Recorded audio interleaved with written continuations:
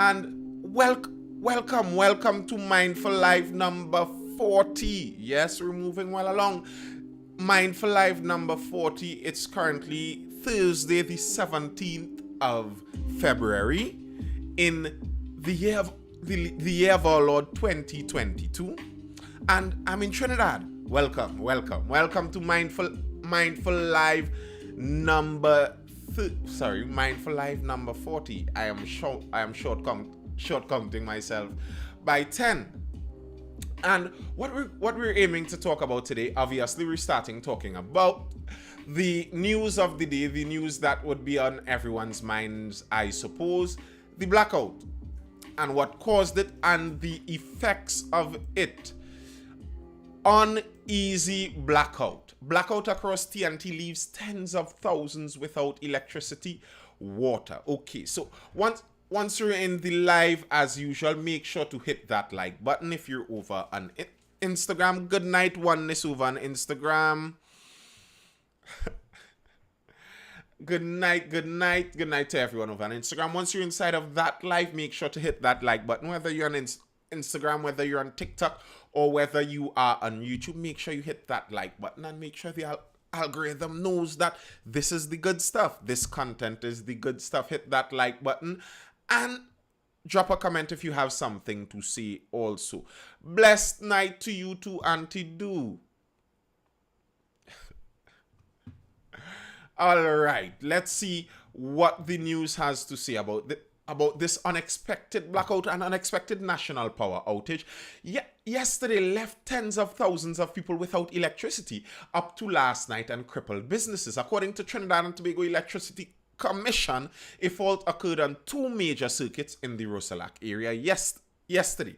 Speaking to Express via telephone,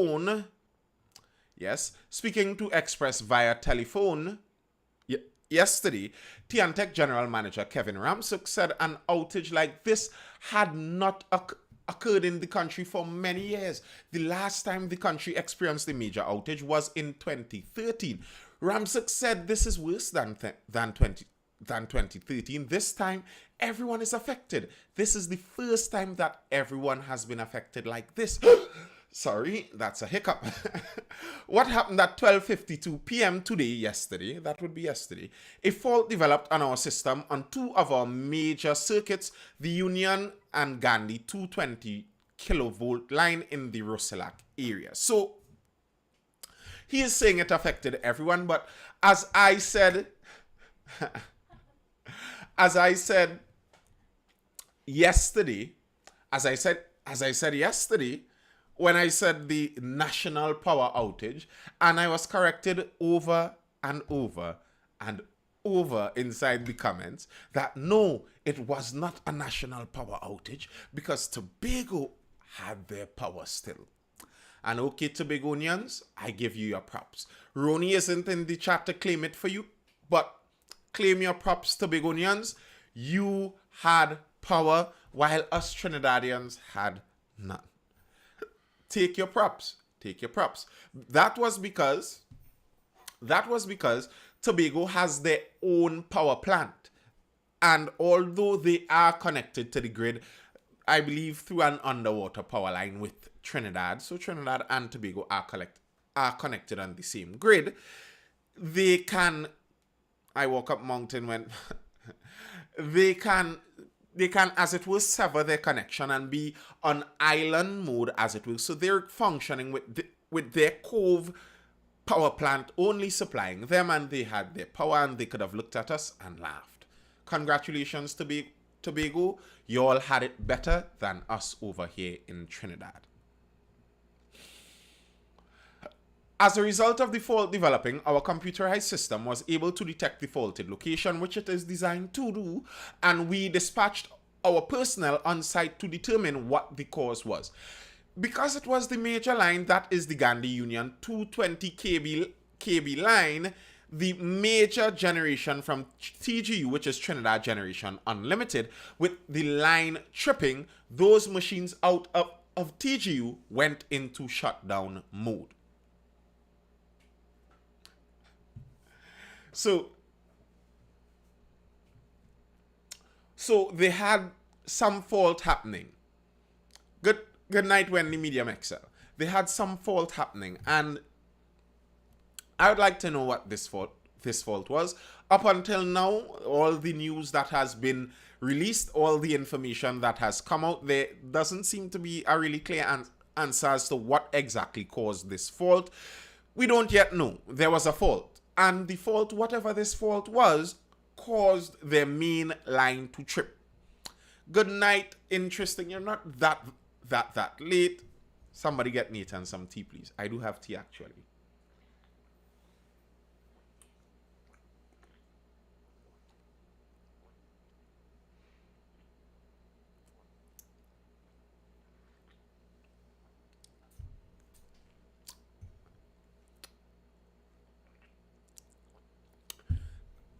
I wonder if those sips were good enough. One more for good measure.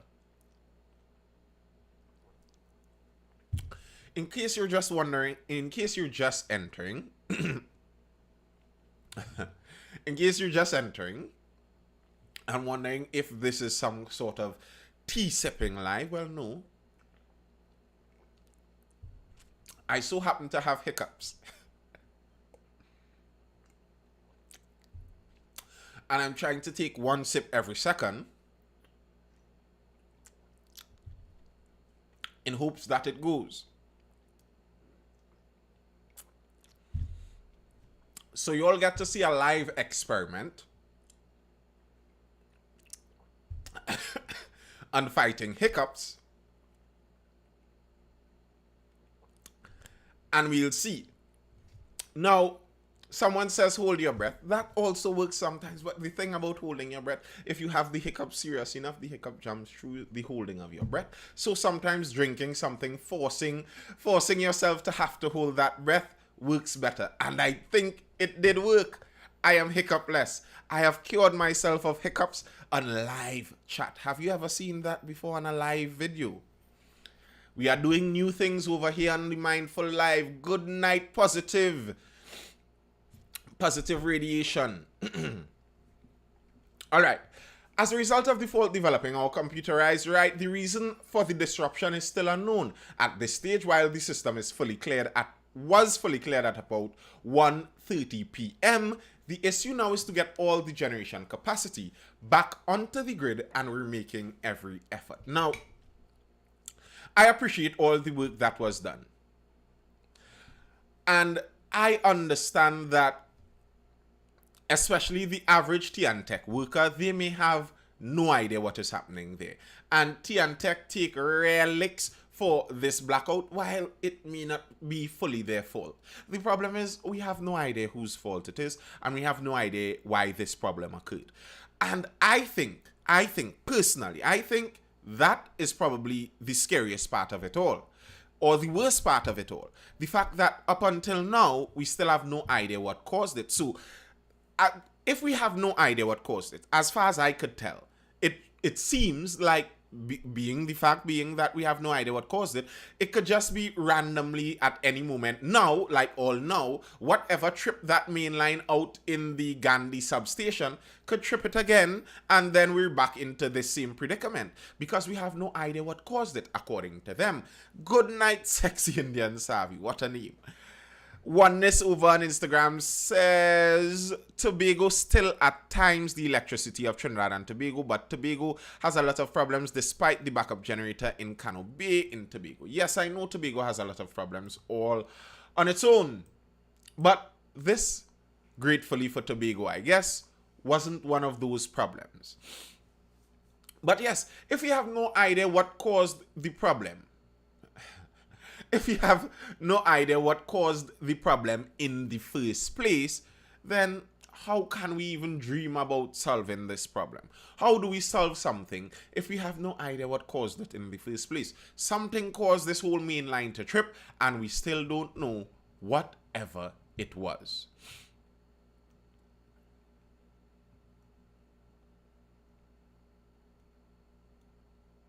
And yesterday,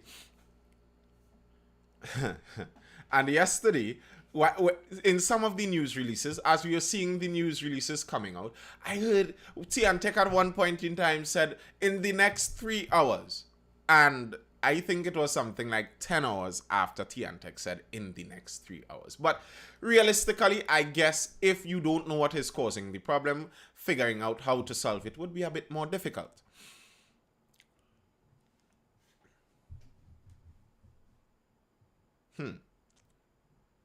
The worst was a house by me was on fire, no lights, no water, therapy for them. Is that the house in Crep where 2 people died? I hope not. Anytime they get some kind of talk is darkness. Yeah, but, well, if it's in Crep, that's really unfortunate. I heard that 2 people died in that fire. And I heard some contradictory reports of that. I heard initially they just said that the cause of the fire was unknown and 2 people perished in the fire. 1 person, I believe, was injured. Then I saw another piece of news and they were saying that it was reportedly firebombed, like it was something kind of on purpose. Well, I don't know. But either way, it's very sad. 2 sisters perished in that fire. And if it was on purpose, it wouldn't be the only thing that was done during the darkness in Trinidad and Tobago. It wouldn't be the only thing that was done on purpose or any of the illegal activities that were done during this darkness, during this time in Trinidad and Tobago. Okay, according to the neighbors here, they were saying they fell asleep with a candle and the candle lit something. Were the stories of robberies true? Yes, the story of some of those robberies were actually true. Bandit found hiding in store he broke into during blackout.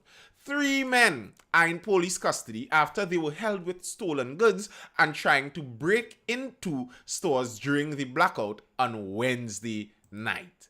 Yes, guys tried to sneak in and hide out inside of some of those stores. So yes, the stories about some of those robberies are very true or were very true. Police said in the first incident, officers were on patrol on Henry Street at around 8:30 p.m. when they saw the glass door of Sporty Brands was broken and the security shutters partly opened. Police went inside and found a 28-year-old Nelson Street man hiding inside. The man was arrested and taken to the Central Police Station. Shortly after, police saw a man trying to break into American stores on Duncan Street. The 30-year-old man was arrested and is expected to be charged with possession of apparatus, store breaking with intent, and malicious damage. Police also found a man walking with 2 Lasco fans that were stolen nearby. You know what it is to get thrown in a jail cell in total darkness? That is a hard luck scene. But this shows the opportunist nature of criminals.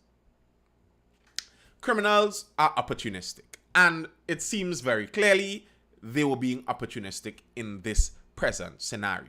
They saw that lights were out and they ran in. This to me shows the kind of dark side of society where sometimes you hear people discuss and they talk about other humans and they talk about humans nearly like they're all angels and they behave good, and if given the chance people would still do the right thing. But the reality is that if given the opportunity, there is a section of people who would take every opportunity that is given to attempt to break the law and to attempt to unfairly gain something to themselves. And it wasn't just that. There was a longer list. Bandits steal safe, groceries, motor oil from Lavantil gas station during blackout. Besser Street police are investigating how bandits were able to remove a safe which was bolted to the wall of a Lavantil gas station on Wednesday night. Police said the workers locked the doors and windows of the gas station at the corner of Espinay Street and the Eastern Main Road and left at around 3 p.m. on Wednesday. When they returned on Thursday morning, they saw the quick shop and office area broken into and ransacked. Police saw a large hole. Police said a large hole was found in the wall and realized the Chubb safe, which contained $24,000 in cash, was missing. They also found the bin of the cash register, which contained $500 missing. Several items. Listen to this list of items. Several items, including 34 bottles of motor oil, 8 bottles of diesel oil, 6 cartons of orchard juice, 12 packs of Suppligen, 19 rolls of toilet tissue, and several cartons of cigarettes were also missing. The fellas didn't leave a thing. Down to the toilet paper they took. Wow. Wendy Medium XL said she had premonitions of the purge. Yes, no lights, water, telecommunications, internet. Well, the thing with that kind of purge behavior, what I notice about that kind of behavior, particularly, if you look at this, if you look at these things, it's not meant as disrespect to these regions in specific, but if you look at it, there is a kind of geographic nature to it. A lot of these incidences seem to happen much more frequently along the more densely populated areas in the country. The more densely populated areas are the areas that tend to have that kind of purge mentality whenever they have that kind of disruption. So, yeah. I could understand that purge mentality. Possibly, if a disaster hits, one of the last places you want to be is a place where there are too many humans in too small of an area.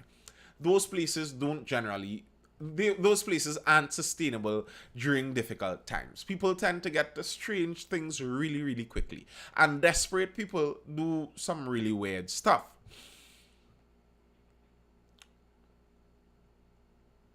President of the association that's the Police Welfare Association, because the quick shop and gas station is managed by the, that's the funny part. The quick shop and gas station is managed by the TTPS Social Welfare Association. So it's basically a police gas station. And the president of the association, Acting Inspector Gideon Dixon, visited the area and said while he was disappointed by the theft, he was optimistic police would be able to find the perpetrators. I would hope so too. I don't know where he got his optimism from, but good for him. He also added that the quick shop was managed by the association, which employs Laventille residents, and called for the community's assistance in finding those responsible. You see, something like that, where he's speaking about they're employing Laventille residents, so the Laventille residents should have some vested interest in this. Now, how many people live in Laventille? The residents you're employing might have nothing to do with whoever the criminals were. Even if they know them, they're not going to sell them out because they know that they don't have protection if they do something like that. So, yeah.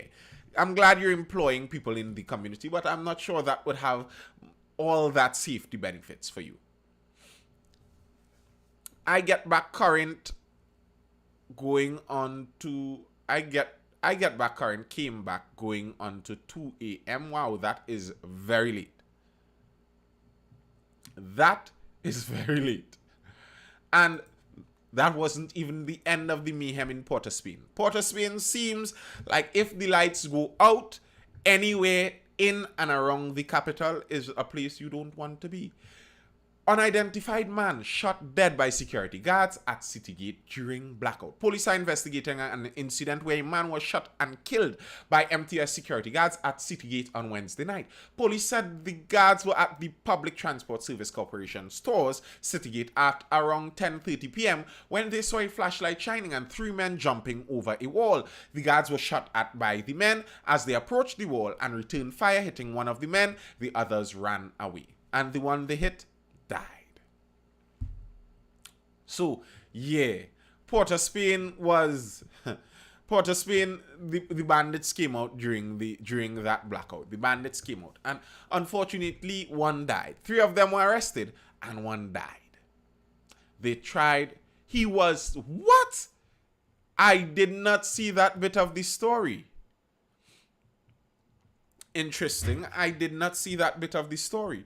Is that something for sure corroborated? He was 13 years old. Wow. 13 years old, and he is jumping the PTSD wall, and someone in his crew is firing at the security guards. And then to think about this, I would suppose that at least one out of the other two people in the crew, they said it was three in the crew, one out of those other two people, I suppose, would have been an adult that carried this little boy there. And no, that wasn't the child that was trying to get Wi-Fi. The child that was trying to get Wi-Fi was shot in Tunapuna. He was shot in Tunapuna. This is in PTSC grounds. That is in PTSC grounds in City Gate. And very likely one of the other two might have been an adult. And this 13-year-old boy was shot dead there. And they just ran away and left him. Friends does carry you go, but don't bring you come. Yeah. That make TV6 news tonight. He was 13 years. Wow, that is really sad. And, you know, I think some of that kind of thing where you see really young boys especially being in some of this criminal activity, especially in these times, I think it has something to do with schools being out. I have seen in some areas some boys who obviously are school age and now they're out there on the block selling drugs. I am supposing that school by itself would have been a bit of a protection, a bit of an insulation over some of this for some of these people. Just the fact that you have to present yourself in the school ground ever so often would have made it quite a bit harder, I think, to find yourself in this kind of company, and find yourself jumping the PTSD wall and unfortunately dying. Wow, that is really unfortunate. And as for what caused this entire blackout, the reasons behind it, the conspiracies are flowing. No one seems to know for sure, but there are allegations. The Tiantec workers, however, don't like the direction of some of these allegations. Tiantec union official don't blame workers. I blame the aliens, Kyle says.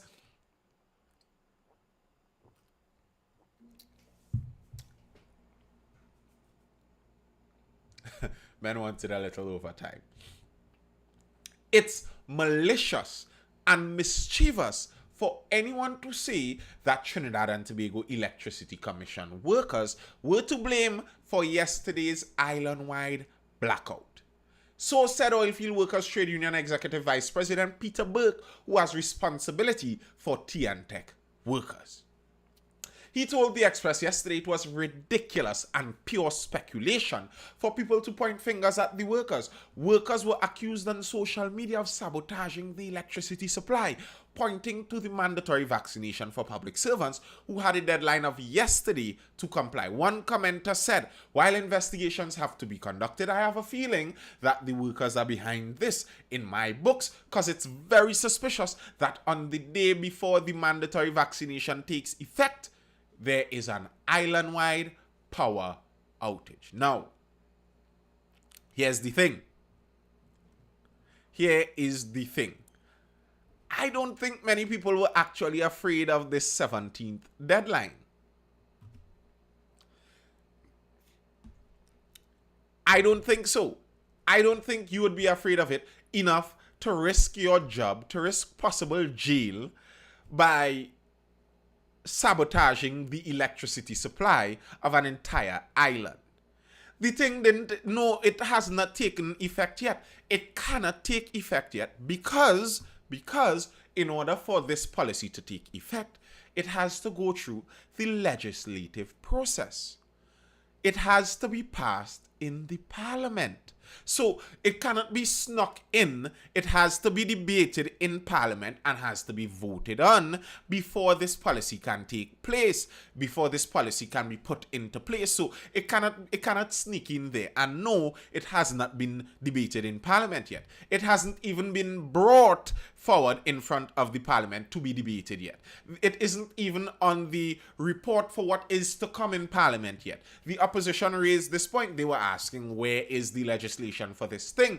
And the government remains mum. I believe I saw somewhere that the Attorney General said that he has already written up the legislation for it. He already has the legislation. They're just waiting on the word from the Prime Minister. Well, if so, the Prime Minister isn't giving any words. He isn't giving any words, at least none, with regards to this safe zone policy. So I don't think it's reasonable to think that the workers or the unions are going to risk it all to try and sabotage the electricity in Trinidad and Tobago because of this vaccine mandate business. There's no need to do that. There is no need to do that. And worse yet, to do it preemptively before the mandate is even in place. Now, if when the mandate goes into place, someone did it, then you could kind of, this isn't advice. I'm not advising anyone to do something like this. But if after it comes into place, someone did it, then you could say, well, then it could have been vengeance for this policy. But it isn't even in place yet.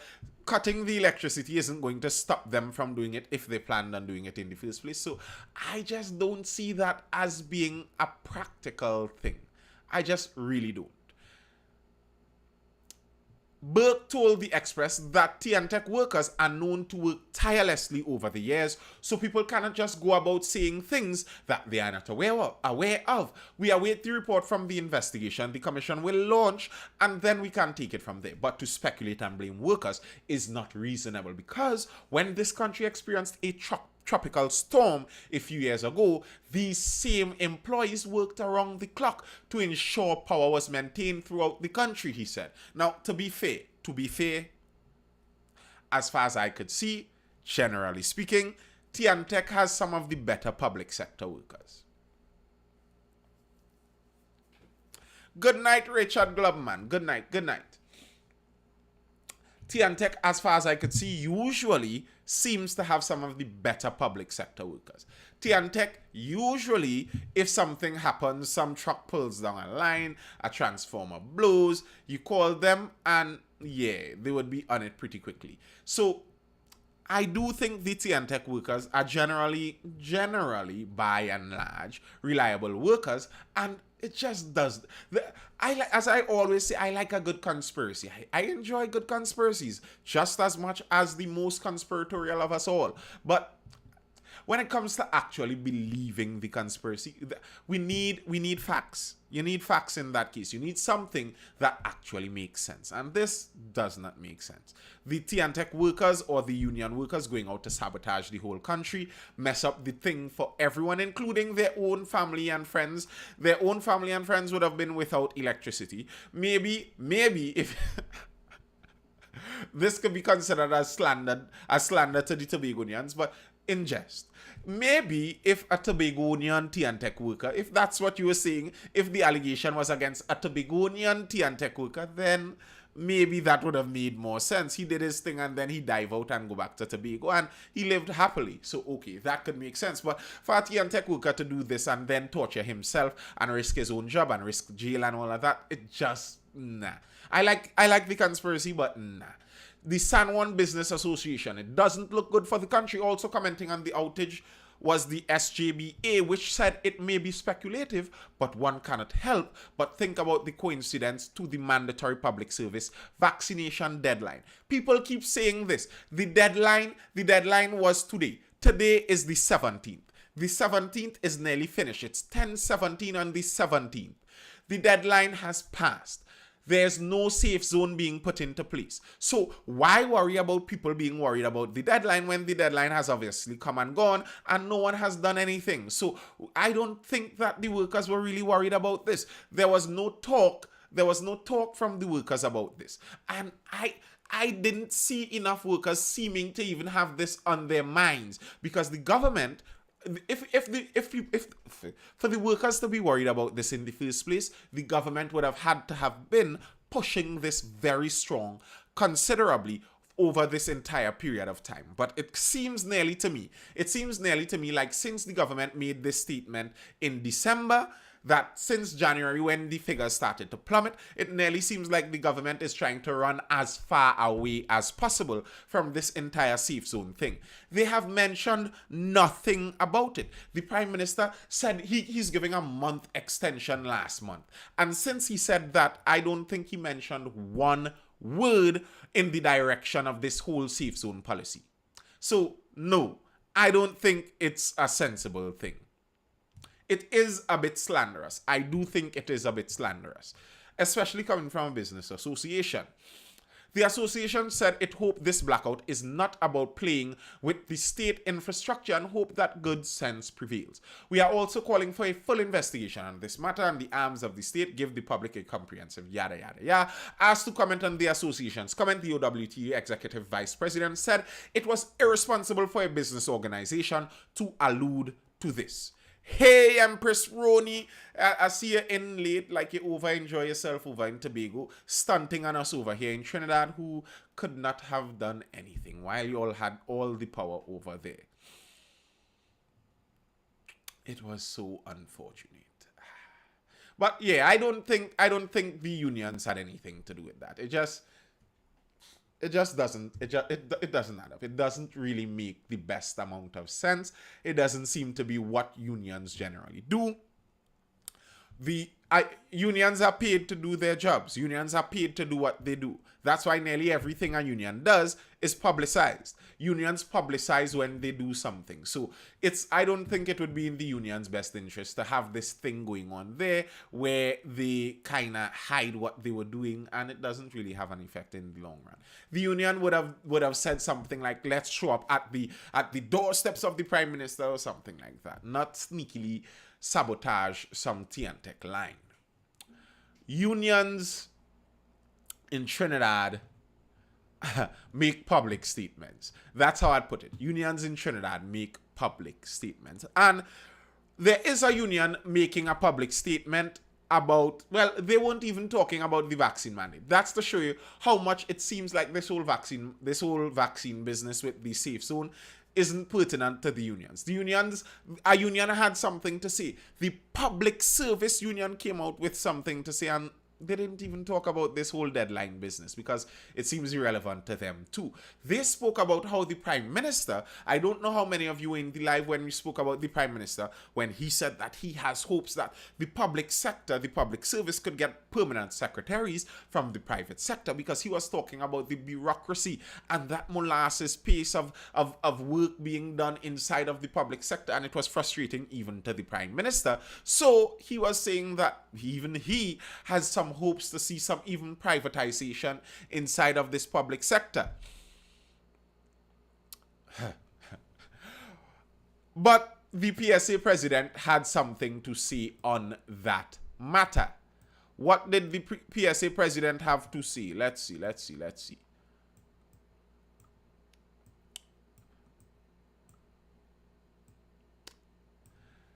The PSA president warns, leave public service alone. One day after the Prime Minister suggested that managers from the private sector should be allowed to head the public service, President of the Public Service Association, Leroy Batiste, said the public service should be left as is.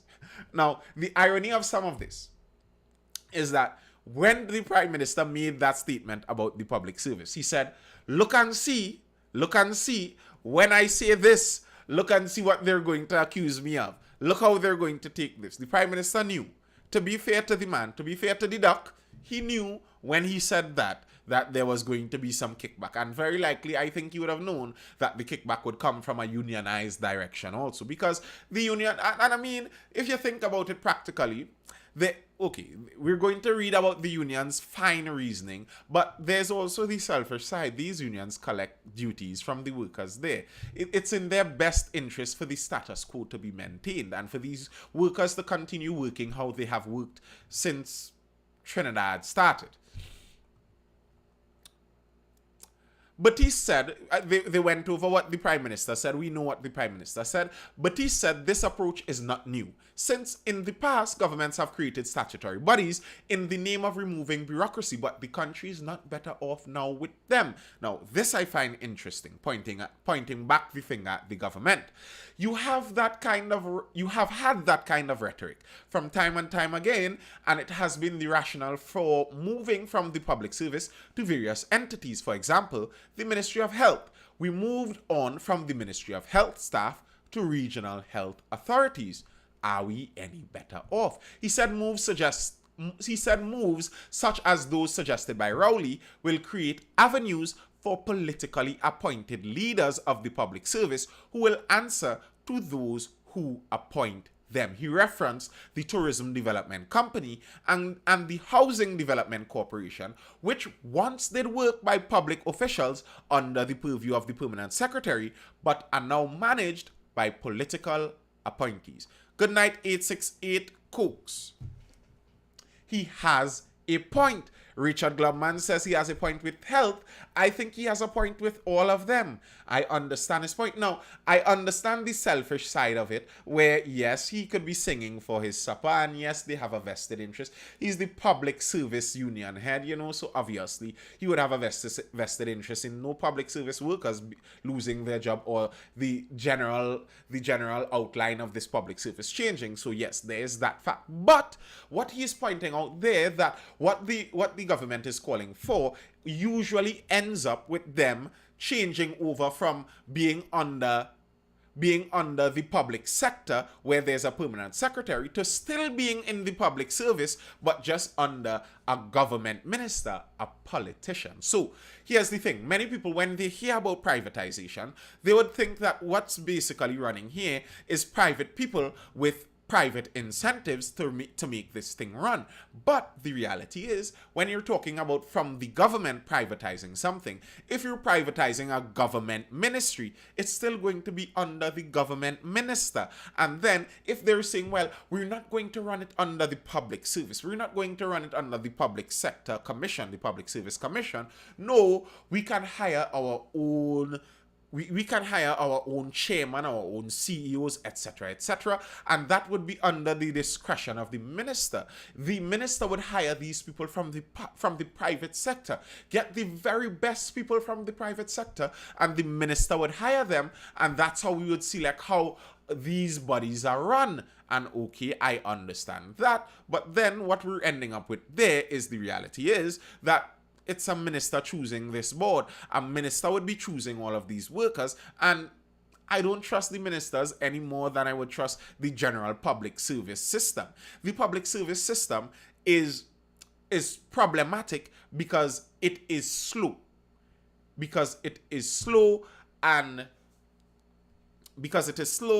And it's hard to get things done. It's hard to get people fired. It's hard to get real sensible incentives inside of there. It's hard to say, well, okay, if this person doesn't work, then we need to have a certain amount of work they need to do. Okay, yes. It's hard to get those laws and regulations inside of the entire public service, inside of that entire behemoth of a system that's dragging along there. But anytime you take something out from the public service, it has to be placed under the purview of something else. And if it is still under a government minister or a government ministry, then we are in problems, because it would just be a more politicized role, which I think is worse than the bureaucracy of the public sector. You'd be choosing between the bureaucracy of the public sector and the political corruption of allowing politicians to choose who runs everything.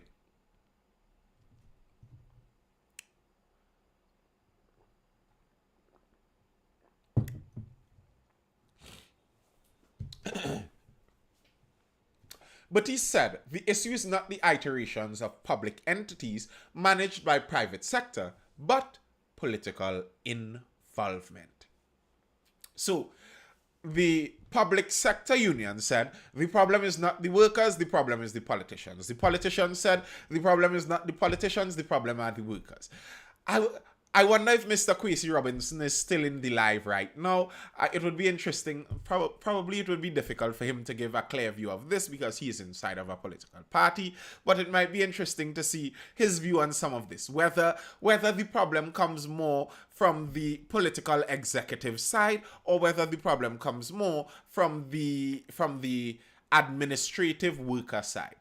That would be interesting to see.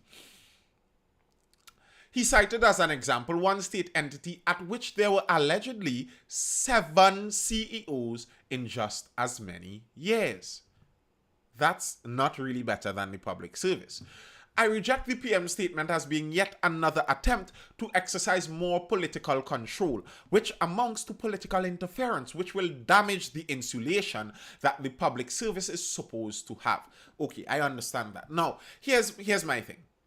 I understand the pick your poison kind of, what's the statement? A catch-22. That kind of pick your poison. Either way, it's a terrible choice, it could seem. I understand that. It's either you get the bureaucracy and molasses pace of this public sector, or you get the political appointees of politicians doing it.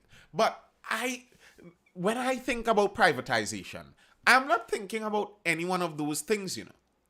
I'm saying that this responsibility that we once gave to government ministers, that we once gave to politicians, maybe it could be done by the private sector. Privatizing the healthcare system. Now, this isn't necessarily saying that this is what we should do, but it's just a thought. Privatizing the healthcare system isn't taking the health system from out of the Ministry of Health and putting it under some new body that is still appointed by a politician. No. It is taking it out from the Ministry of Health and leaving it for private entities to run like a private business. That's what privatizing is. And someone says here the public sector has its place. I agree. There is a political ideology. Yes, we're going to talk about that, Mr. 1234. I cannot read your name. I refuse to read that name. But yes, there is a political ideology where there's anarchy. And their belief in anarchy, it's confused sometimes. Sometimes when you hear anarchy, you're thinking they believe no rules and they just want mayhem all about the place. No, not exactly. They believe that no one has the authority to speak for you. That's the general idea of anarchy. No one has the authority to speak on your behalf. No politician, ever. So their belief is leave everything to private laws and private agreements. No government. That's what their anarchy belief is. It's tempting. I could understand it. I could understand what they're saying, but it's difficult. Oh, can 107010. Richard Glubman says health should never go private. Never.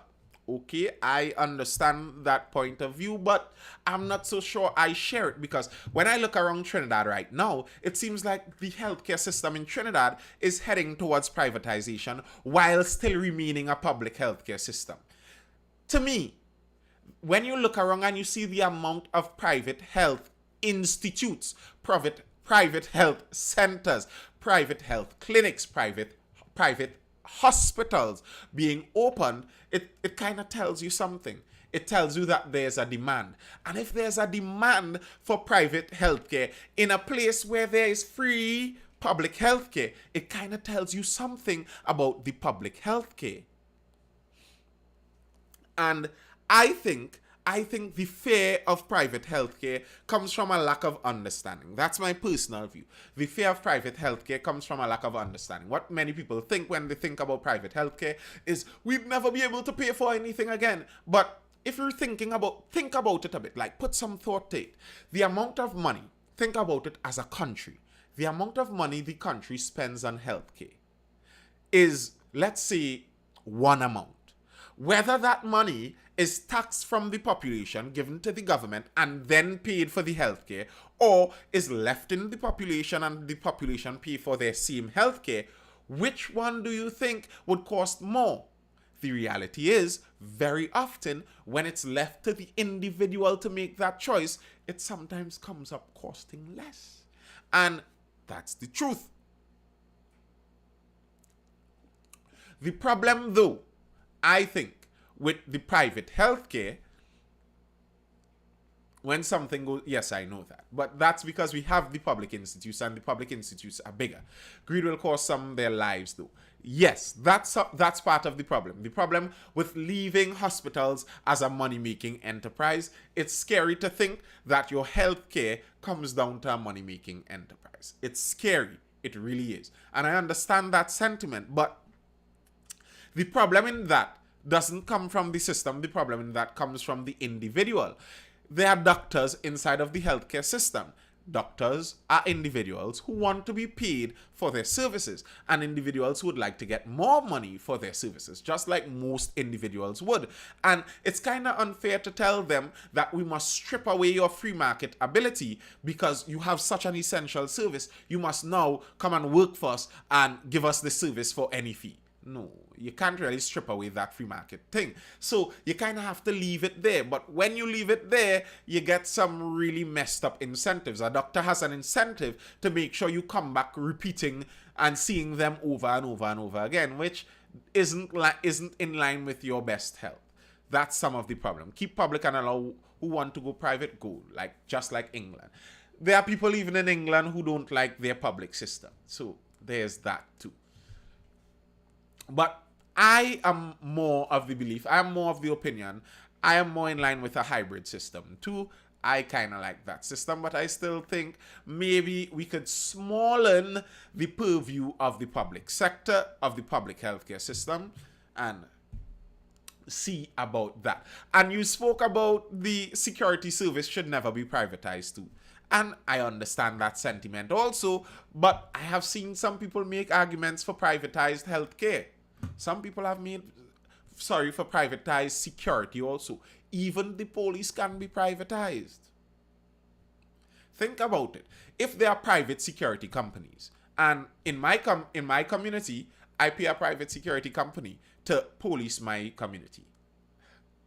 The difficulty in that is when competing private security companies pop up. But there's an idea there. And in discussing it, when you discuss it, some of the things that you think are impossible, there's no way this can happen, you recognize, well, it's not as impossible as it seems. And it might actually be less corrupt.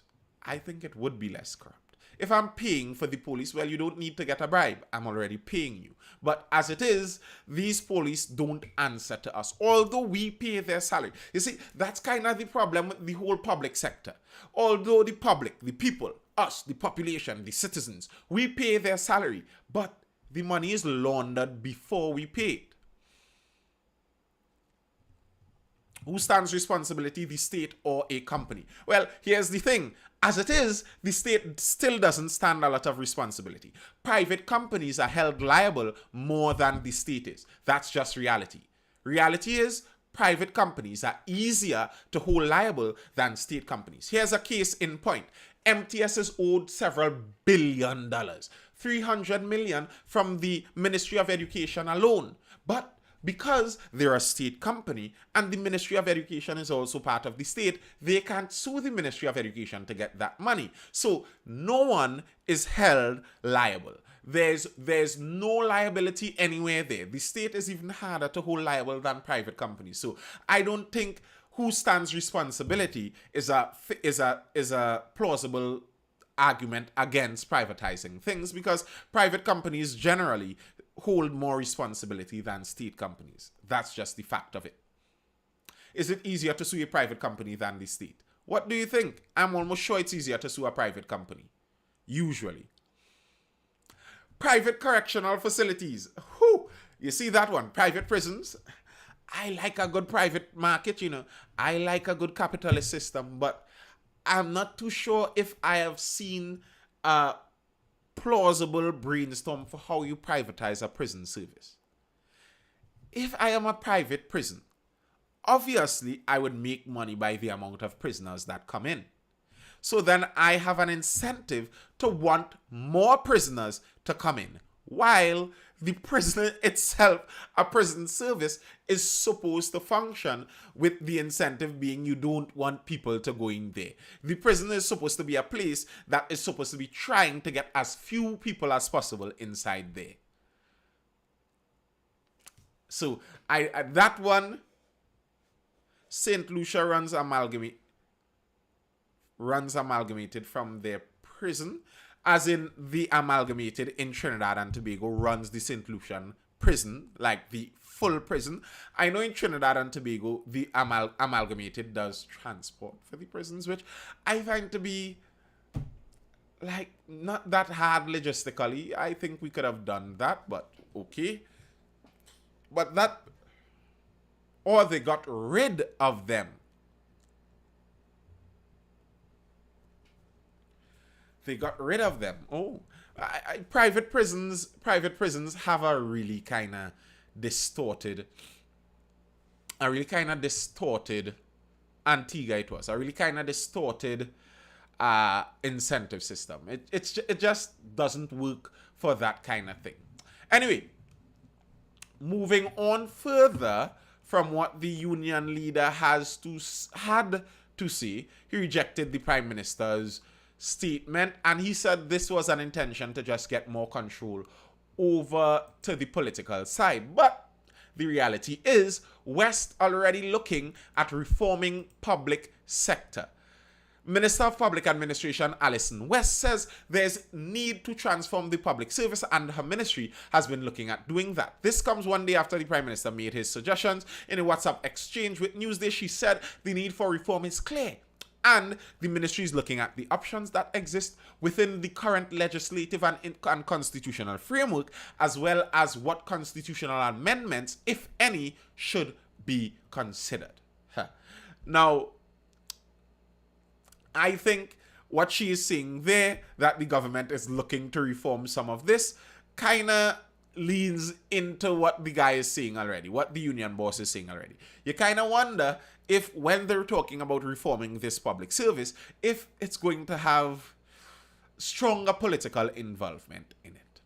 If it's going to have that. Because it seems obvious in our constitutional system that it's either you have that you have the power being vested under a commission like the Public Service Commission, and they have the power, and you have the problems of bureaucracy with something like that, or you give the power over to the political class, and they could put things in place really quickly, but then they're politicians. And I think if I am forced to make the choice between political or bureaucratic, I might go bureaucratic. I rather the long process than allowing a politician to fill the pockets of his friends. And I think that's exactly what they would do if given the chance. You see, kind of, in a way, the whole intention of bureaucracy, the purpose there is bureaucracy, is kind of to do this very same thing. It's kind of on purpose to clam up the system to make corruption a little harder, so that no one person could do this thing and get away with it. There are many individuals inside of the system that all need to sign off on something. If you want to get some funds released, you have to apply to this one and then that one, and then they have to send it over to that one, and then they would have to get a triplicate signature from this one, and they would have to get it checked from that one, and and the length of the process is supposed to somehow decrease the likelihood of corruption. I don't think it really does. It allows corruption. Still, it just makes it harder and clams up the system more. But I think, on the other hand, if you were to leave that over to the politicians alone, it would be even worse. We would end up with an oligarchy. Oligarchy meaning just one group of elite people, one group ruling us. And here's the thing. Some of those positions, if they go over to a political side, the appointee may be able to stay there for an extended period of time. You do not want it being that a political appointee can be appointed by a politician in the 80s and still in that same job in the 2000s. That's the problem the United States is having right now, because their democracy is, a couple 100 years old, so it had a chance to build up that lethargy. So each political group that comes in appoints someone and appoints someone and appoints someone and appoints someone and appoints someone, and all these people don't lose the job whenever the new appointee, whenever the political group, the political leadership changes. A lot of them don't lose their jobs. So they just build up there, and you have these political, as it were, plants inside of your governmental structure that makes it difficult to get things done, and they have their own motives and they have their own ideas that they work towards. Sometimes they're trying to get their name embellished in something, so they have their own vanity projects they're looking at. And if you ever heard, I spoke about this before, I believe, if you ever heard someone in the United States speaking about politics and talking about the deep state, that's kind of what they're speaking about, the deep state. That's those unelected people who were not voted for. These were political appointees who cannot lose their jobs. They're just there and you can do nothing about them. And the reality is, after a while, many of the times, these appointees end up being the people who get more things done in the government, more sometimes than even the elected official. And democratic systems weren't meant to function where the elected officials don't make the decisions. The general idea, and PNM has some of this problem sometimes. PNM gives you some of this problem sometimes. The general idea of a democracy is not about the most qualified person running it. That wasn't the idea. The idea is that we're aiming for the people to choose a person that they trust. And then that person that they trust can then go out and appoint qualified people to do the job, etc., etc., etc. So the whole idea that who would actually be making the decision in the end are the qualified experts isn't what a democracy is supposed to be. We don't want qualified experts making the decisions. We want people we trust making the decisions based on the information they receive from the qualified experts.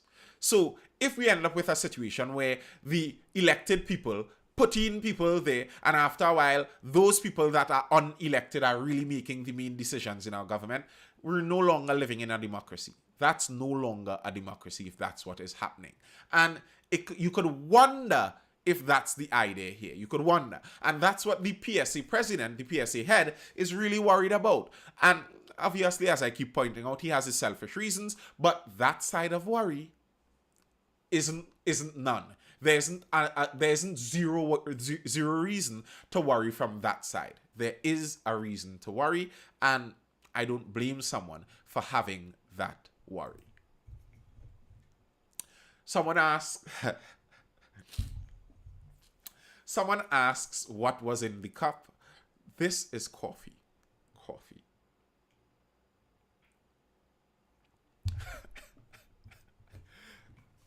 Now, speaking of deep state, I saw an article today that I kind of saw from another angle, like the bed. Thank you, King Branch. I kind of saw this article from another angle. I think the main story, that forest has 2 hours, interesting. The main story that they were going for with this article, I don't think that is what I got out of it. I got something a little different, actually. U.S. Embassy sought could have cost Trinidad and Tobago millions in aid. So what this story did is it basically went back over some of what we already knew, that part of the problem with SORT was that the United States, who sponsors some of their budget, found that what they did violated some of the United States policies. They have a whole law that says they cannot donate to people who are engaging in gross violations of people's human rights, which I find is nonsense. I call BS on that law, because they donated to the Taliban, they donated to ISIS, they donated to Iran, they donated to everybody who is a bad guy anywhere in the world has US dollars donated to them. So yeah, give me a break with that. But still, that's the reasoning they gave. Now, as I read this article, and the United States Embassy nearly admits But they pay their army. Funny and true. Just last year, they drone striked a group of 9 people. When they drone strike them, they told us this was ISIS-K, a new ISIS group, ISIS 2.0, and that's who they actually drone struck and killed. But then, sometime after, it was realized and released that they actually killed an aid worker who was giving out water to children, and they killed some of the children that was around that aid worker. Yeah, horrible stuff. And then you know what? The Pentagon, which is their main military building, their main military center, the Pentagon launched an investigation, and the Pentagon investigated the Pentagon and found that the Pentagon was in the right. They did nothing wrong. Okay, so you sat opposite side of the world in the United States, sent a drone that dropped a bomb and killed an innocent person and children on the other side of the world, and you did an investigation on yourself and found that so what? And then you're going to come and tell us, let's say that SWOT really did kill those 2 murder accused. You're going to come and tell us in our island that our special operations team, that's what this team is. They're an operations team. They're the guys in the black suit that do some of the things that make you scratch your head. That's the intention of this group. We have always had some kind of thing like that. Nearly every country with a police service has a group like that. The United States has their own black suit group. So give me a break. And you're going to tell me that if our black suit group men perhaps killed 2 men accused of kidnapping and murdering a 22-year-old girl, that is something so violating, you would pull funding from them and force us to close this entire unit and create another one. Really? Right. Sure. Now, the angle I saw this in is in outside interference. International interference. You know, if you follow some of the United States news, they're always talking about international interference in their affairs. They don't like foreign countries interfering in their affairs, but that's the specialty. Wow. So Instagram decided to give some trouble as per usual. All right. Yeah.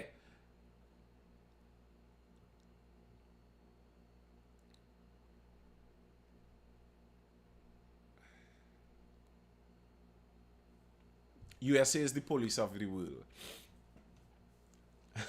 FBI listening on IG. Makes me wonder. It really does make me wonder. Because as soon as I start to talk about the US and things start to get interesting, all of a sudden, IG starts to crash. What is this? But yes, they're telling us now that we can't do that. Tell me that isn't foreign interference.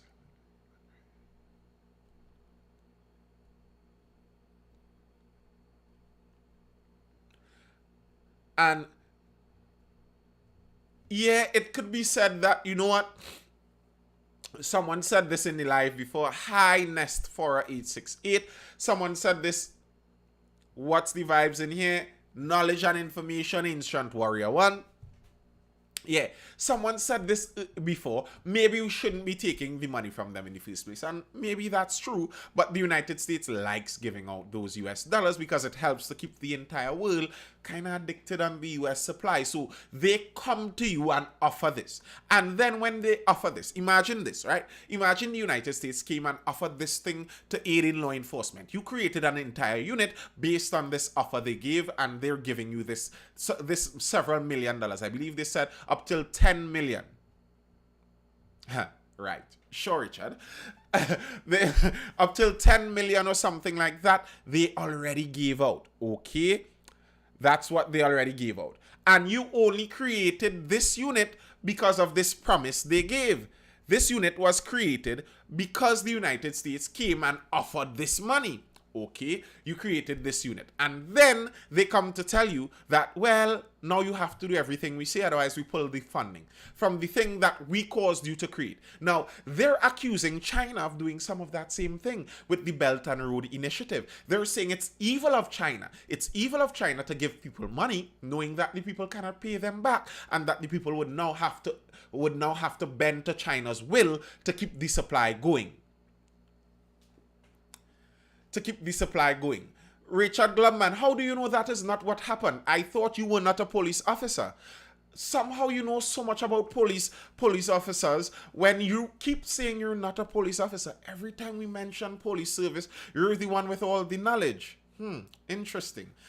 If you are a police officer, I find you should just admit it and be okay with it. You are a police officer. I have read the article, sir. That's why I'm speaking here. The article is literally pulled up here. So, yeah, when they come with money, they give you that money, and then they pull the money, you are in trouble now. And the US does this all over the world. They come, the European Union does it too. They come and offer you funding. So the European Union would come with a fund for you to expand your cultural something. They would come and offer 10 million to do this.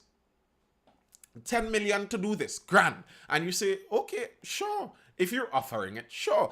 And here's the disgusting part about this. Bearing in mind that these people were colonial powers that got their resources from plundering and pillaging the world, they're basically coming back and giving you some of the resources they stole from you in the first place. So, yeah, thank you, United States, for spending some of the resources you stole from the rest of the world by somehow finessing yourself into a position where your money is needed by the rest of the world. We speak about this in nearly every live. The way the United States steals resources is that they have the petrodollar. If you need to buy oil, they have worked a deal with OPEC since the 60s. Was it the 60s? I think it was a little later than that, where they are the petrodollar. If you need to buy oil and gas, any of those hydrocarbons, in order to buy it, you need to have US dollars. And what that does is it increases the demand for US dollars. So in turn,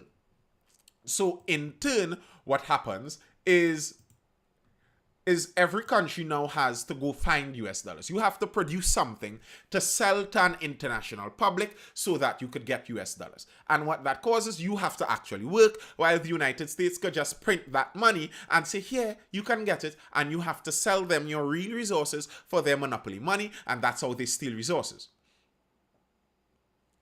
The unit was not formed due to the aid. I know, Richard Glubman, that's not what I was saying. But the unit was structured based on the aid. Their budget would have been supplemented by the aid every single year. And if your budget is supplemented by aid, then the structure of your organization would be based on the aid you're getting. If you're giving your child a certain amount of allowance, and you give them that every week, they're going to be basing what they do on a weekly basis based on that amount of allowance. Yes, they could have been doing that even before you gave them allowance. Let's say you were previously a deadbeat dad and you were giving them no money previously, and they were still living their comfortable life. They were living their lives. Now you're trying to be a proper father and you start giving them the money, they would be changing their plan. You have been giving them that money for a couple of years. They would be living according to that money that you're now giving them. And you know that. The United States knows that. That's why they give the money, so that they have that power over a lot of the other countries. And they're watching at China, and you could see countless articles about the United States State Department and the foreign groups talking about China being so horrible with this Belt and Road Initiative. But China keeps licking them back. China hits them back because here's what China says. China says, this is all money. We have no kind of moral or political or ideological lean to this. If you want to do whatever if you have zero gay rights, we still give you the loan. If that's what China says, They give you the loan. They don't care how moral you are. They don't care about your particular proclivities as a society. They just give you the loan. And China uses that as a point to point back at the United States and saying that we don't interfere in people's personal business. We leave the countries and we give them a loan if they so desire.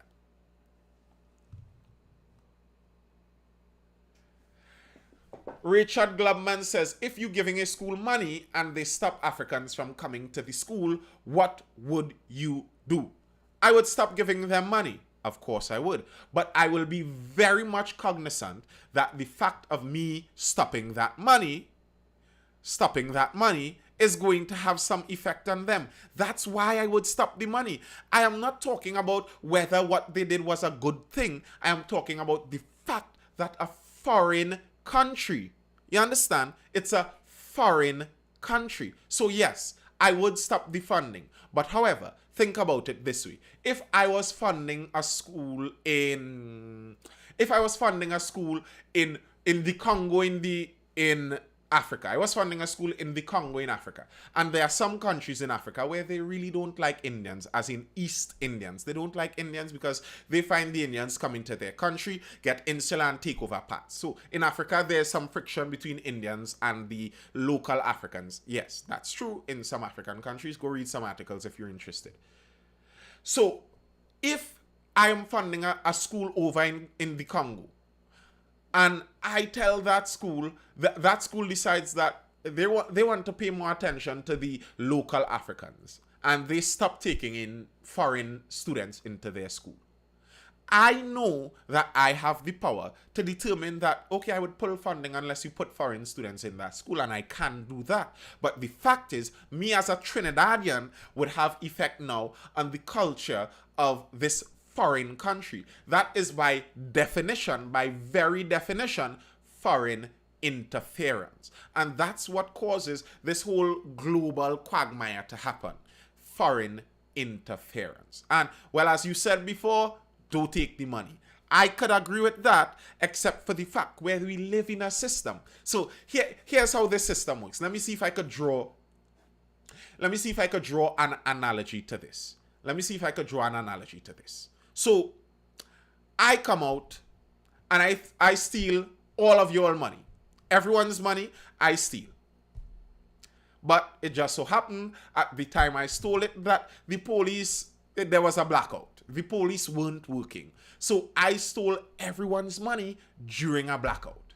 But in order to kind of keep everyone quiet, because the fact that I stole everyone's money, if everyone starts to starve, they're going to start to revolt a bit, and some bad things are going to start to happen. So although I'm stealing your money, I have to ease up a bit. So I'm sprinkling some. And when you think about that, the manipulative line and reasoning inside of that, where you, through uneven dealings, would basically steal wealth from the rest of the world and then give back a pittance of that wealth to those people in order to control them. That's some evil manipulation in my book. That's some real evil stuff. And I don't take that as just, no, don't take the money, because you're inside of the world system. You're already locked inside of this system. If we sell our dollars, we sell it for US dollars. If we buy foreign things, we buy it with US dollars. We're already locked in a system where this country is stealing from the system. We're already locked in that. So of course, if they're giving us resources, I want it back. Yes, please do give it to me. It's like from the government. During the time where we were in this lockdown period and the government was offering this NIS payment, I was like, well, yeah, if you're giving me a payment from the government, sure, I'll take it. Now, here's the thing. Here's the balance I was looking at in this. I was thinking, okay, do I really need that money? Do I really need that money? And I have to think about it from a nation building point of view. Okay, do I really need that money? Probably not. So I could leave that money there and not waste the nation's money like that. But then I have to think, if I leave the money there, what's this government going to do with this money? Well, the government is going to go and pay 20 million to their attorney general for rent for a building that they could build themselves because they own all the land in the country. It's state land. They can decide to build a building, but no, they rather pay 20 million to their attorney general. So when I see things like that, you know what? In fact, give me the money. So I don't think of it as some kind of of strange greedy thing. I wanting money from the government. No, I think if you're willing to give me it, I will by all means take it. But then if you give me that money, and through giving me that payment, say the government is paying me some benefits out of NIS because I can no longer work, and then they tell me, well, XYZ is the case, you have to do this, I am going to say it is manipulative, and they're using my money to manipulate me into doing what they want. That's some evil levels of manipulation. Really and truly, it is. All right. We've been going for about an hour and 14 minutes over on YouTube. So I will bid you goodbye. That's all I have for now. I hope you were entertained, informed. What's the third one? Wow, or educated. I hope you are entertained, informed, or educated. And I will see you again for the other Mindful Live, the next Mindful Live tomorrow at around 9:30 p.m. Any time between 9 and 9:30 p.m. unless the current goes. And in that case, it would be Monday. But yes, until then, peace.